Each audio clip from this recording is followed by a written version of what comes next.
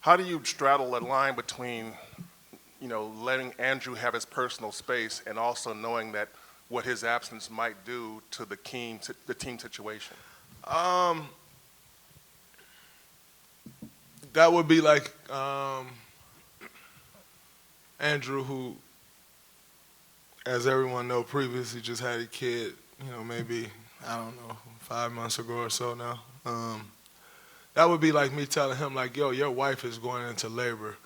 How dare you leave this team and not go tend to your wife for what that can mean for this team? That's something that's personal to him. That's health related. That's something that's personal to his family. This is no different. This is we're dealing with something that to me feels like has turned into a political war. When you're talking about a vaccination and non-vaccinated, I think it's become very political. And for someone who's not extremely into politics, when you make something so political and people, not everyone is into politics, then you can also turn those people off. And I think there is something to be said for people's concern about something that's being pressed so hard. Like, why are you pressing this so hard?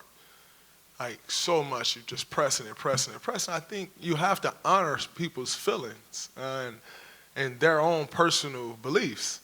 And I think that's been lost when it comes to vaccinated and non-vaccinated. And it kind of sucks that that's been lost because you're essentially not giving anyone, you say we live in a land of the free. Well, you're not giving anyone freedom because you're making people do something essentially without necessarily making them, you're making them do something.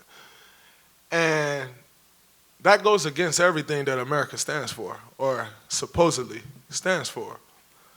And so I don't think, no, I know I'm not in any position to go tell him what he should or should not be doing. And as a leader of this team, I'm not going to go to him and say, hey, man, we really need, no, the hell, you do what you feel you want to do. That has nothing. I'm not going to go and ask him, did he get a polio vaccine? So why would I go ask him if he got a COVID vaccine? I remember the days when your medical history was private. I remember those days. I ain't that young to where I don't remember your medical history being private.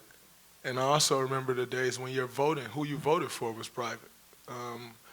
Your choice on whether you were Democratic or Republican was private. I remember growing up and asking my grandma, who you vote for? And boy, don't ask me who I voted for. Like, are you crazy? I remember those days, and it's not so much like that anymore, So I'm a little old school. I think, we get away from some things as a country, as a whole, as a whole being of humans. We always think we're doing better and you're getting better. And sometimes when you think you're doing and getting better, certain things get lost. And I think medical history right now is one of those things that's been lost. And it's not going back, so I'm not sitting here, crying for it to go back. It kind of is what it is. But I said all of that to say it's not my place nor my business on whether he gets vaccinated or not, or who else is vaccinated, or if you're vaccinated and I'm not, or if he isn't and she is. That's none of my business. And I think, people in this world could do themselves a great deal if they actually took that approach as well, because it's your own personal choice at the end of the day, what you do with your body. And, it's not my place to tell him what he should or shouldn't do with his. Like, that's, because he's not going to come tell me what I should do with my body. And, so just because I am a leader of this team don't give me the right to go tell him what to do with his. That's his personal choice. On a totally different note,